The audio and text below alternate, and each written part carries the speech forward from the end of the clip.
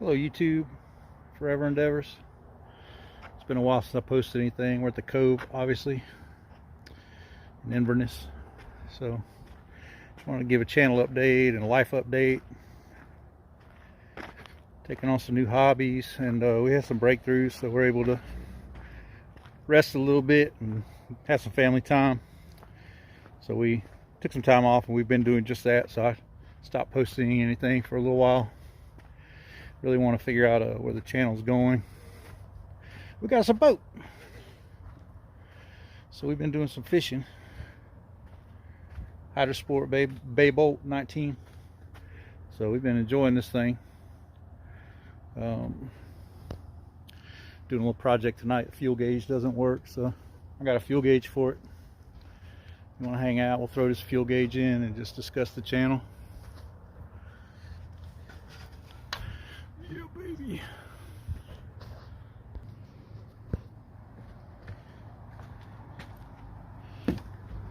It's a mess right now. Son got me this Milwaukee light for Christmas, man. I love this thing. But so we got a new gauge. Go ahead and put it in. I'm hoping it's just the gauge that's the problem. Everything else on the dash works.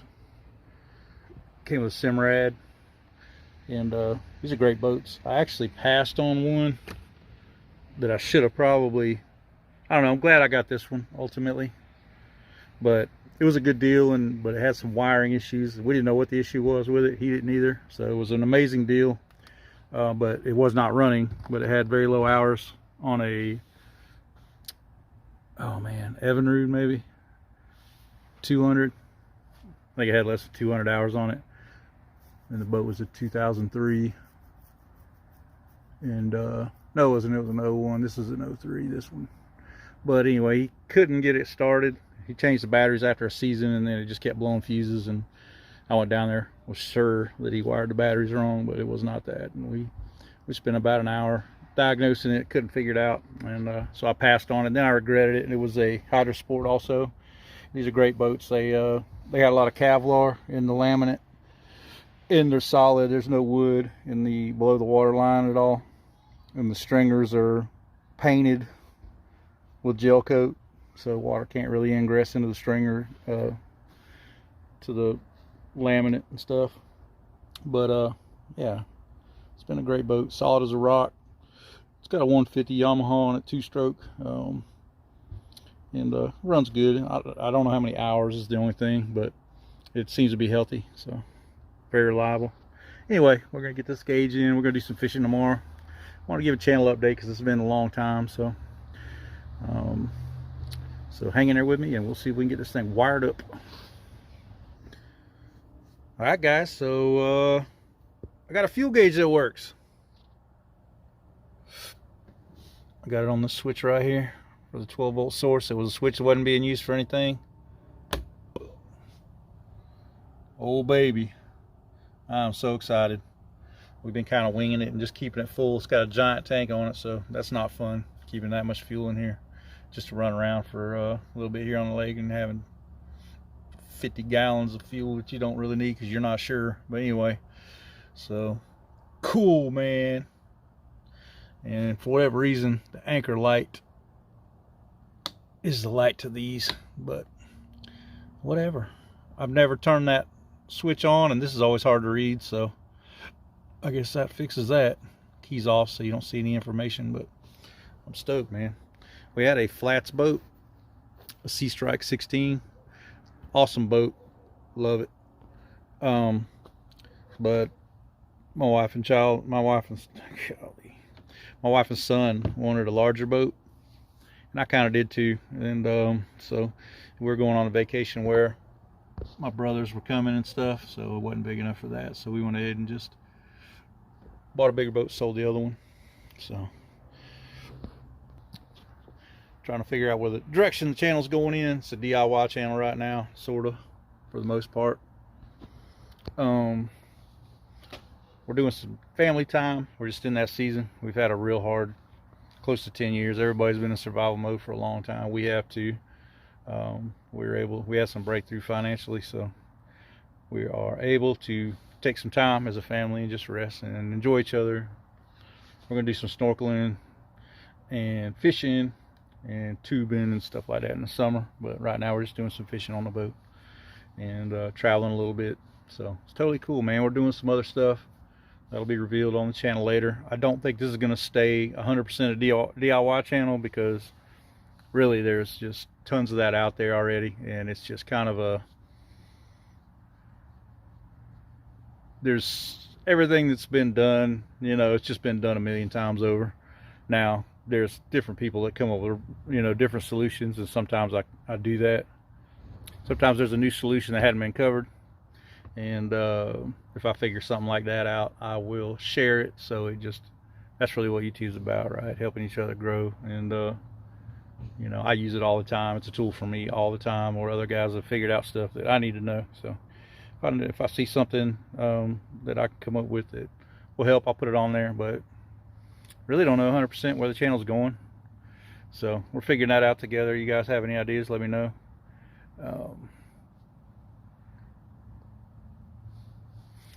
Scam call coming in my video, dude, brother. Anyway, so we'll rejoin you tomorrow out on the water. My wife called a little while ago and said, hey, get back here. So I got this gauge done. We're out in the middle of the woods. Yeah, baby, there's Goldie. So anyway, see y'all in the morning. All right, guys, we're gonna do a little nighttime drive through. Just got done with the boat there. Cove, this is the entrance. We're parked over here in the corner. Nice place. We got a little restaurant here. I shouldn't say little, it's a good sized restaurant. It's about 9:30 at night now.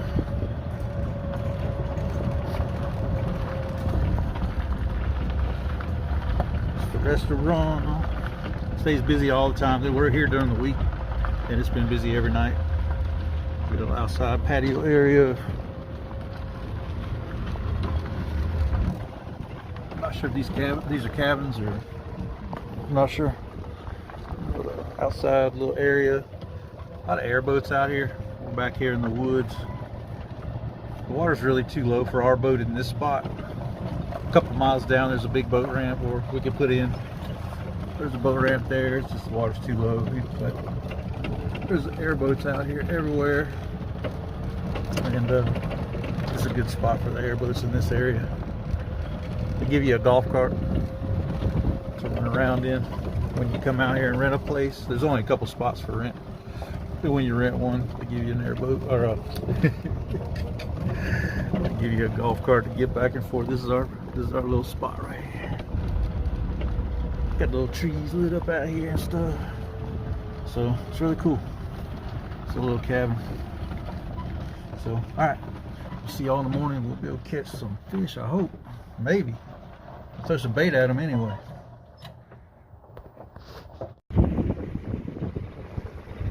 Pretty area on the Crystal River.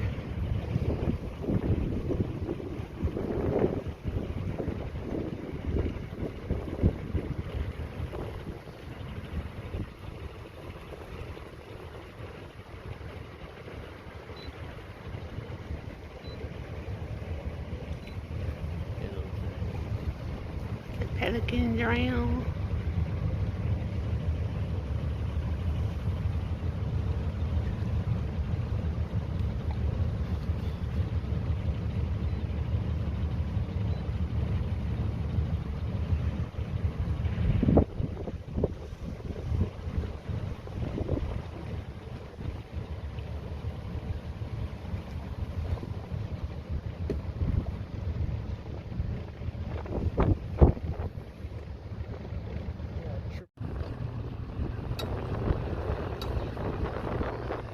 Back into the marina. Been out all day fishing. Been really nice. We really enjoyed our day out here. Yeah, there's a ton of birds flying around.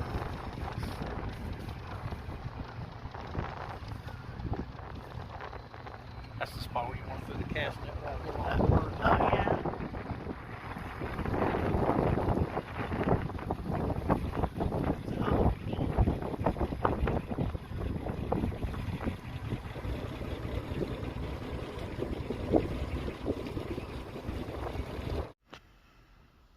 we're finally, after all this time, resuming the Yukon build, the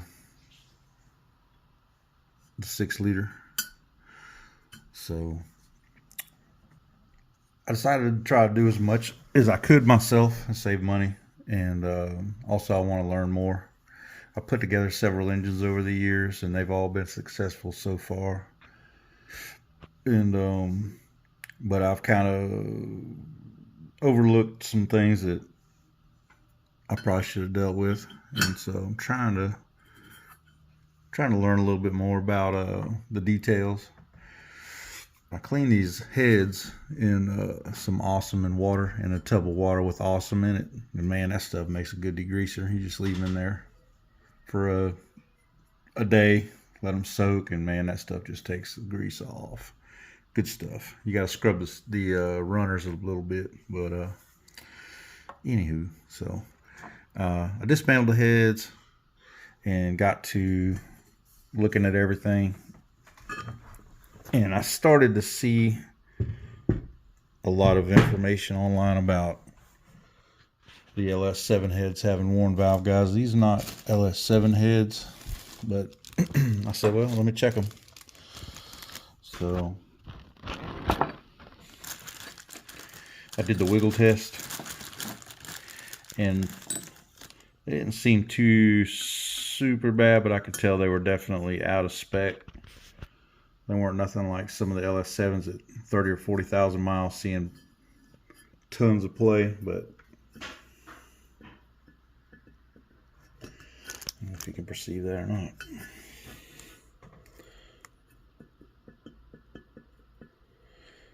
So definitely out of spec by just enough to where it's not going to get any better, obviously, and it never would. But so I got a little set of ball gauges, and I had a mic already, and they're like 5 and 6 thousandths clearance, so they're way out of spec. The exhaust ones are better, but they're still, once these things start to get on the verge of being too loose, they're just going to continue to get looser.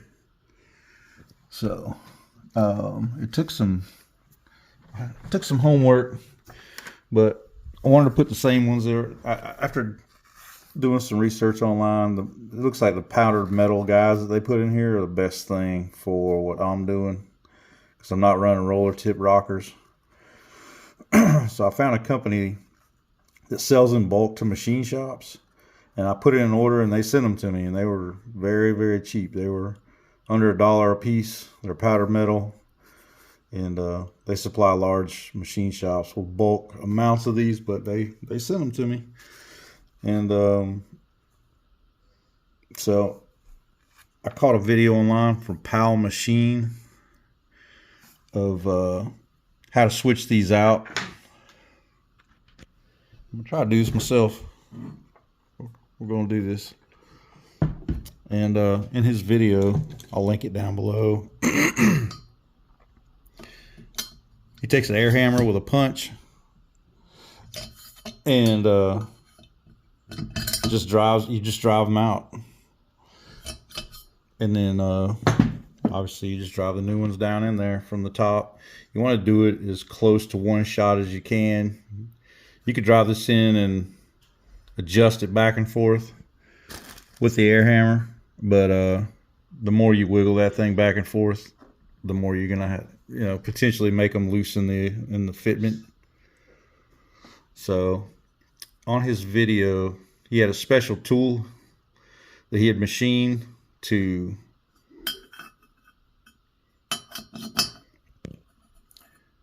drive them in to the right height. And so I messed around, dug around in the shop, and I found this weird socket. I don't know what in the world it was for. And this was it. And it was originally a socket.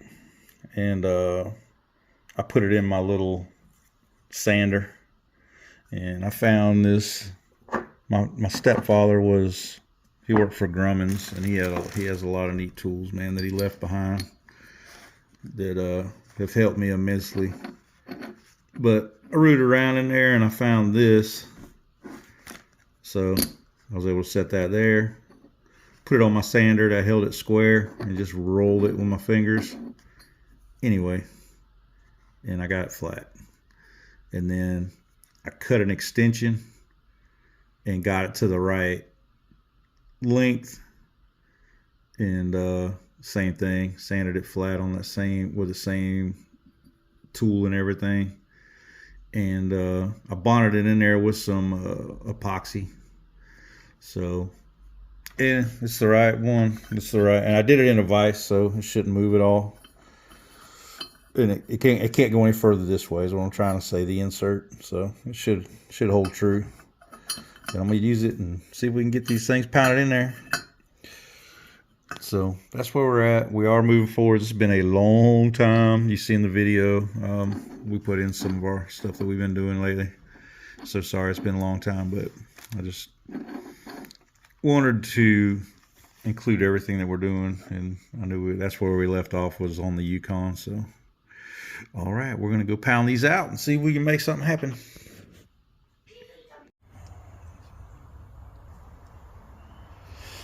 So I took it over to my precision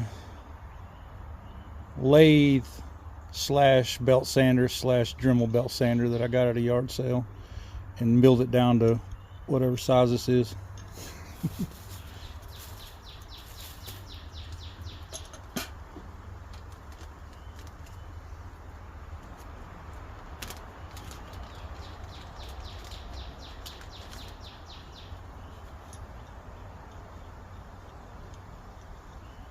We're gonna try it, buddy.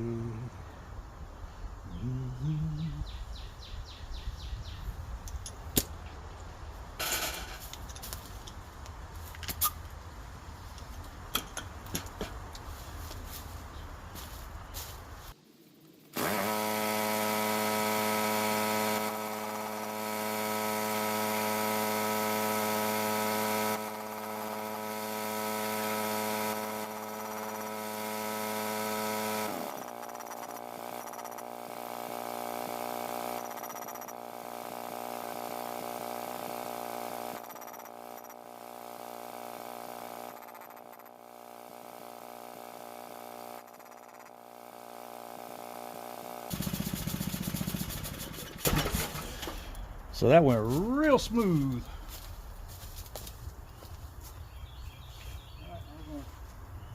Now we're going to try my little handy dandy pilot driving tool.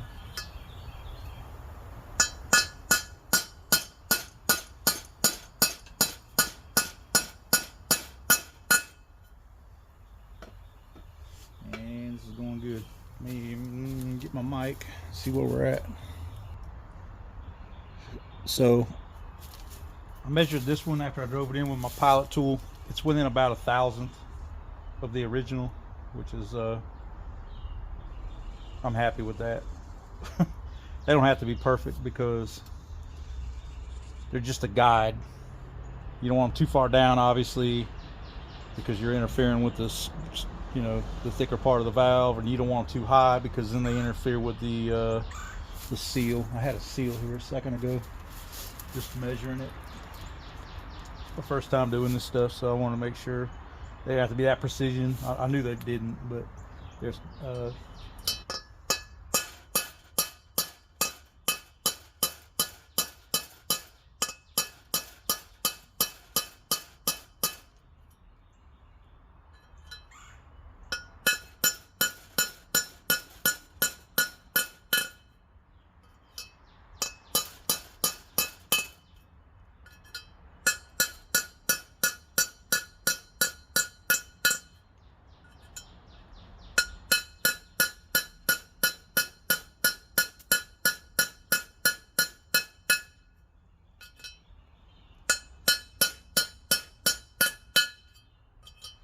hear the sound change whenever you get all the way down, and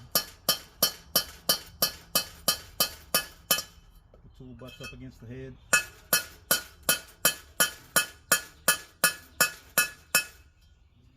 Yeah. Let's see.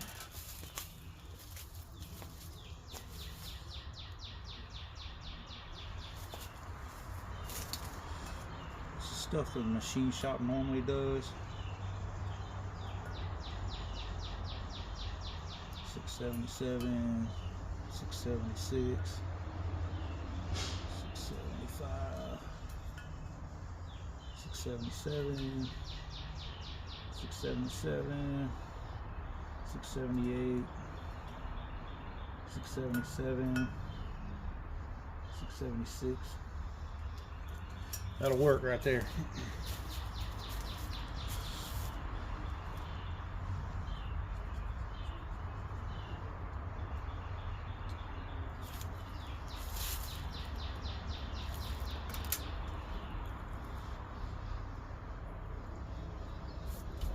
Man, I'm happy with that.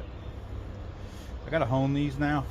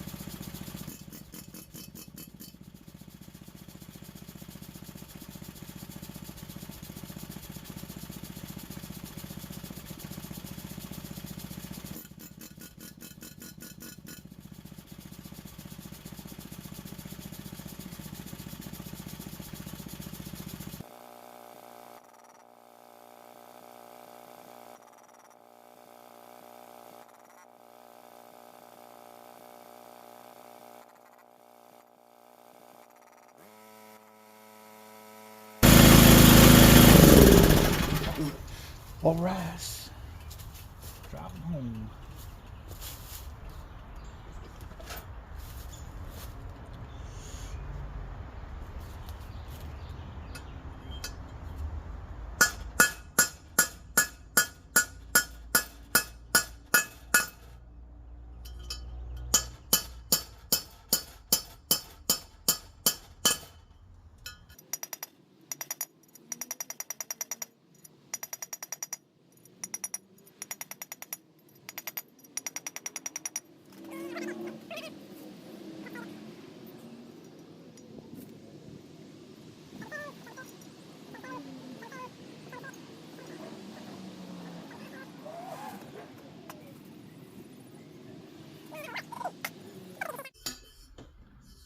Almost feels like it'd be just fine like this.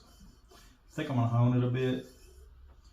I gotta do a little more homework on exactly the right way to measure the guide. I know the old ones were too loose. They were like 5 and 6 thousandths. But I don't want to assume anything. You know, I figured the worst case scenario. I was confident I could get these in. And if I was getting nervous about it, I would have ultimately just took it to the machine shop. But I was pretty confident I could get them in there, and then honing them just a bit to fit. I'm not too worried about that. You know, some of these things, man, they run sloppy. You guys throw these things together out of the junkyard with 250,000 miles on them, and never even look at the guides. Now, you know, there's a lot of drop valves and stuff out there because of that. Because when they come into the face crooked, they rock. If they're really loose, really out, and it makes friction there. And also, the guide is a heat transfer because that's where the water in the head is. It's around that area. So the guide transfers some of the heat out of the stem of the valve. And when the guide's real loose, the heat transfer doesn't happen, and you got friction from it rubbing the face incorrectly and straightening out as it comes into the face of the valve seat. And it also, every time it comes into the face, if it has to correct itself, that's going to put some stress right here.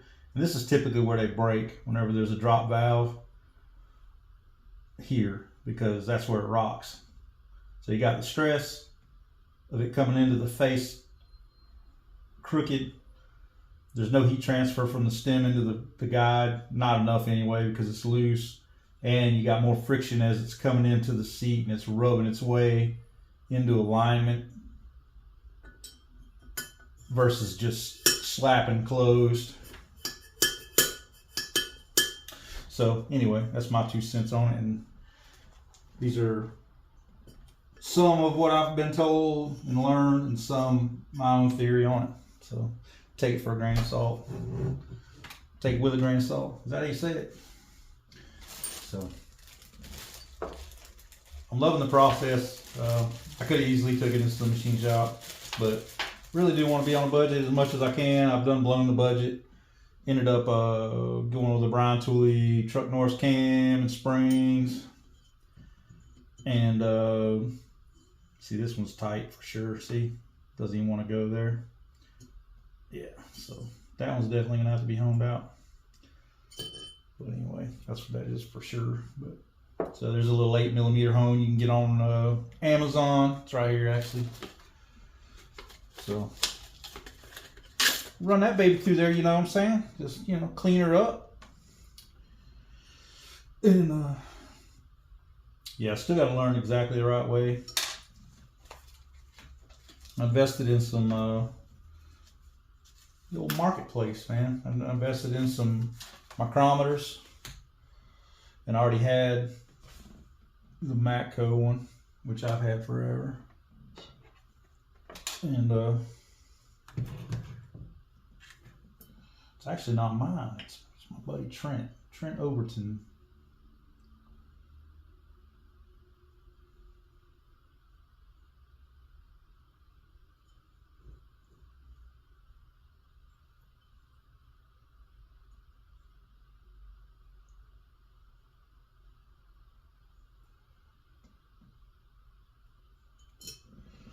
So let's see, where's my in there a little bit.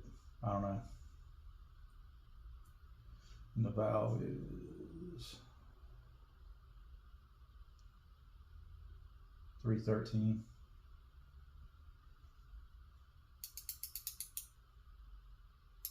A little bit more than 313.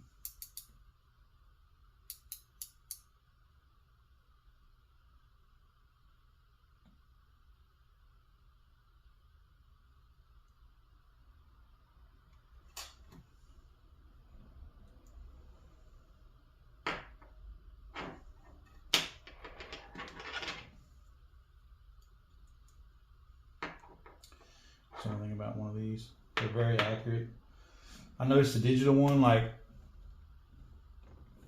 and forgive me if I get this wrong, but the thousandths is 0.123 digits, whatever the third digit is, if I'm not mistaken. Tens, hundreds, thousands. If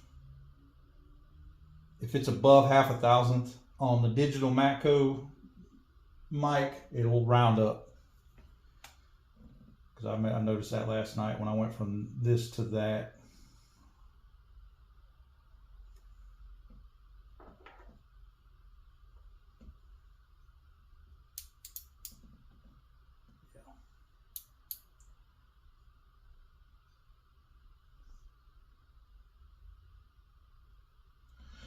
Yeah, so that's 1.5. Let's go down further into there and see. I know I'm kind of nerding out on this a little bit. Y'all are probably like, okay, put the valves in, let's hear some bumpity bump. Yeah, I get that, man, you know, but there's some of us that like to nerd out. You know what I mean? See, now it was really tight right there. So let's see where it was really tight, what the measurement is.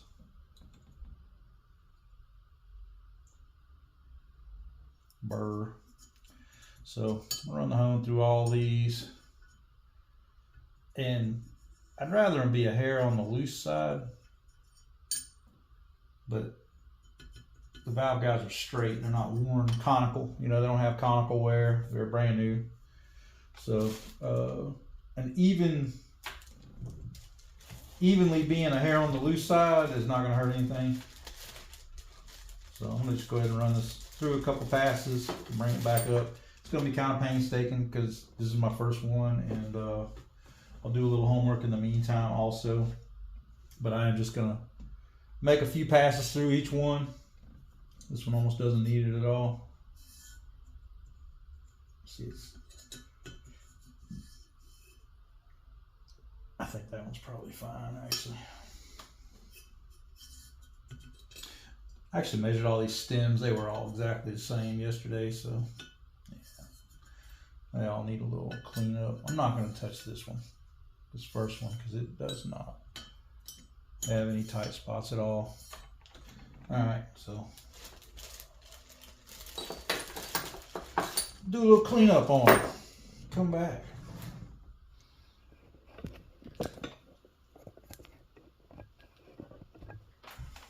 So what I found was it takes about 10 passes for there to be any noticeable difference in the guide clearance. So I've got them all feeling great. I'm still going to have to go and double check the measurements, and I really got to learn exactly the right way to do that. They're all glassy smooth now once they're in.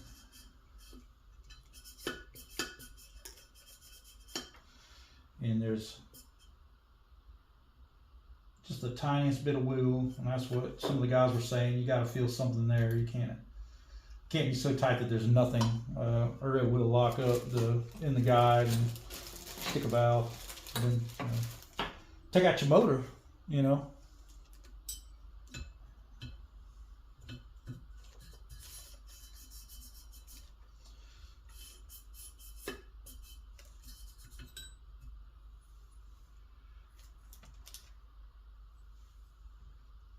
Seems to be a tiny bit tighter right where the hardened part is, but once you get past there, there's no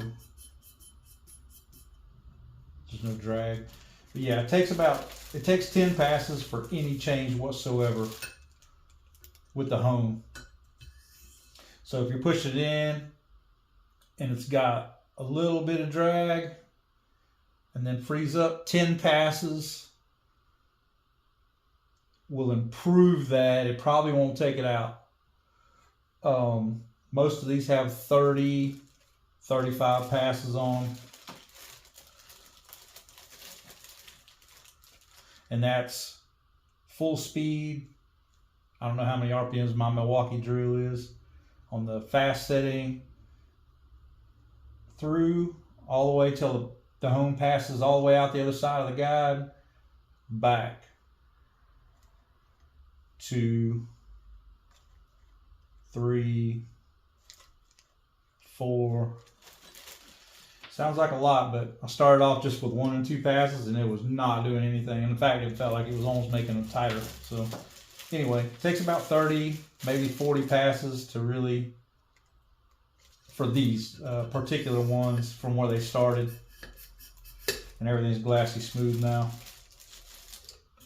So pretty happy with the way they feel.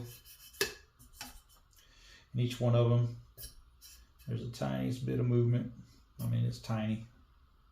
Can't even see it really as much as perceive it when you.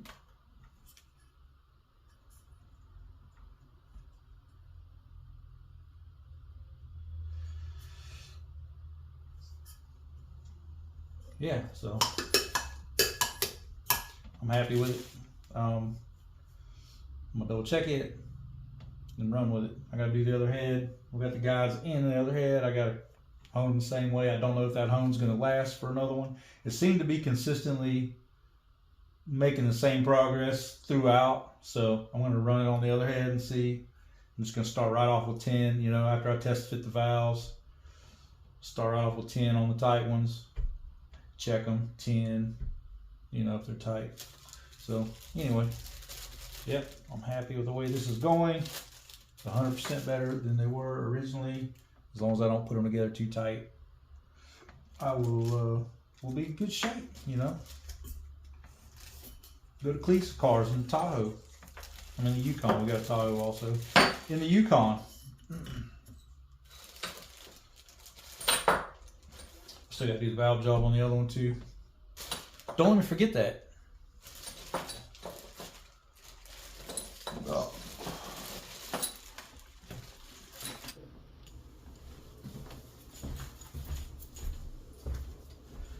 All right, so been on these things all day. Got them dialed in. So I got this little ball gauge. Stick it down the guide. And it needs to be able to drag through the guide. The guides are so close. Fits them all about the same. Some of them are just maybe a quarter of a thousandth looser than the other ones or so, but it drags and touches the sides all the way down on all of them. That was one that's about a quarter thousand looser than the rest. So we got, these are 314 and a half, so 1.5 thousandths.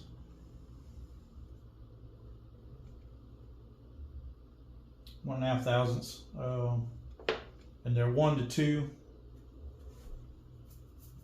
is the factory recommendation. So they're all good. I haven't checked the other head yet. Some of them are hair looser than that. Probably closer to 14, 15, probably closer to 15, 315, closer to 2 thousandths clearance. But they're at least 1.5 up to 2. My ball hone, or the little 8mm hone, started getting dull, and it was taking a really long time on the other head. I should have had 2 of them, but I got it done. I just had to go slower. And again, 10 passes. What I consider 1 pass is down and back. 10 passes and then check. 10 passes and then check. You really don't get enough change under that. The 10 passes just gives you enough change to notice something's, you know, notice you got a little more clearance that's discernible. Other than that, it feels like you're not doing anything. So, all right, I'm gonna put these together. Got the Brian Tooley springs. I'm gonna use the LS, you know, the original spring retainers, but they're the Brian Tooley 550 lift springs, I think, 560 lift springs, whatever they are. And they came with the cam, the Truck Norse cam. And I got the Brian Tooley retainers. I bought some Delphi lifters. I found out there's kind of like a ton of knockoff Delphi lifters out there. And the price was right for them to be originals. But I emailed Delphi and asked them if this one distributor is one of their customers, and they said they weren't. And I emailed the distributor that I got them from, and I said, how can you tell me that? I didn't say it like that. I said, are these Delphi originals? And they said, yes, they are straight from Delphi. You can verify with the part number it's on the lifter itself, like laser etched in the side of the lifter. I sent that to Delphi, and they were like, we cannot confirm that that's a Delphi lifter, because I guess what they were trying to say is that that could have been artificially put there, but they did say that distributor was not one of their customers. So now I'm concerned, because I've seen people say they're just endless problems with knockoff Delphi lifters. So I'm kind of like, spent $200 on those things. So I don't know, man. I wish I could get some more verification of it. Oh yeah, man, that's the good stuff. You know, whatever they said. I'm really not trying. I'm trying to be a one and done on this thing, and you know, I don't want to dig back into it. Of course, stuff happens, whatever. But we're trying not to have anything happen like that. So anyway, that's where I'm at. So, but everything else is good. I'm probably going to end up buying another set of lifters, just because it's going to haunt me until I do. That's how my wiring is. But GM Performance Parts sells the roller lifters that they use in like the LSA stuff, and those are supposed to be pretty sick, and they would be way more capable of handling a little bit I'm going to be doing. So we'll see. I may, if I can get more verification that those are genuine, we may go with them, but I'm rambling again, so we'll see. But I'm gonna put these together now. I did end up getting a valve spring compressor. I didn't want to try to put the locks in with my little lever deal I was using before. That does work for dismantling, but I went in and got a clamp style. It was seem like I got a budget one off Amazon for like 25, 26 bucks, and it's solid. It's like solid steel, and it comes with all the different size cages for the springs and everything like that. So that should be pretty good for what I'm doing. So I'm gonna put these things together. I'm gonna double check the other head before I put it together, but these are between 1.5 and 2 thousandths, so that's within factory specs. So I'm happy, man. I'll put this thing together, you know what I'm saying, bump around with it some and such and all that. So all right, let's do it. All right.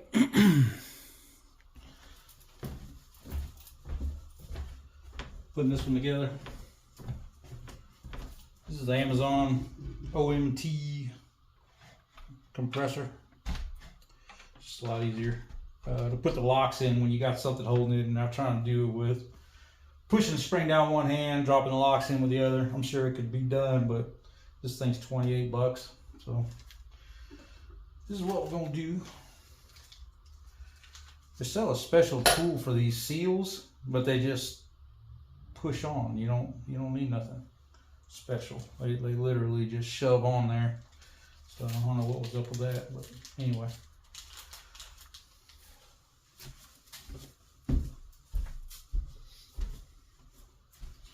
All right, we're wrapping her up. Last spring on the last head. Kind of like this compressor. It's cool.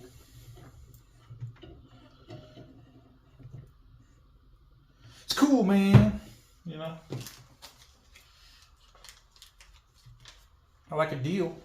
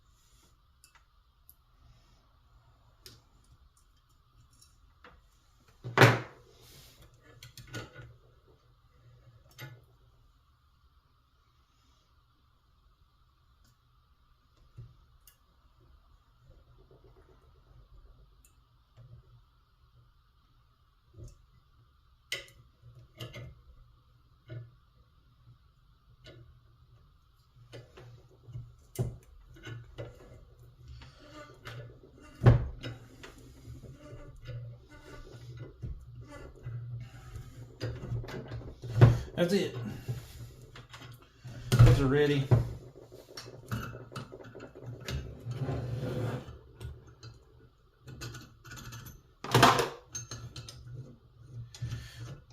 So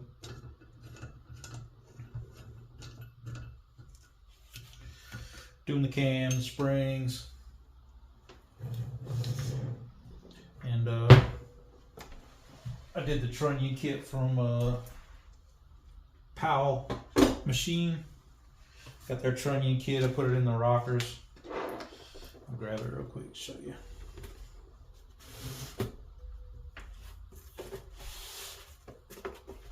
Little kitchen table workbench. So we did the Powell Machine trunnions, bronze trunnion kit, the rockers. It's pretty easy to do. He has a video on how to do them on his channel. I'll put a link to some of his stuff, maybe in the comments or somewhere in the description box. So, yeah, man.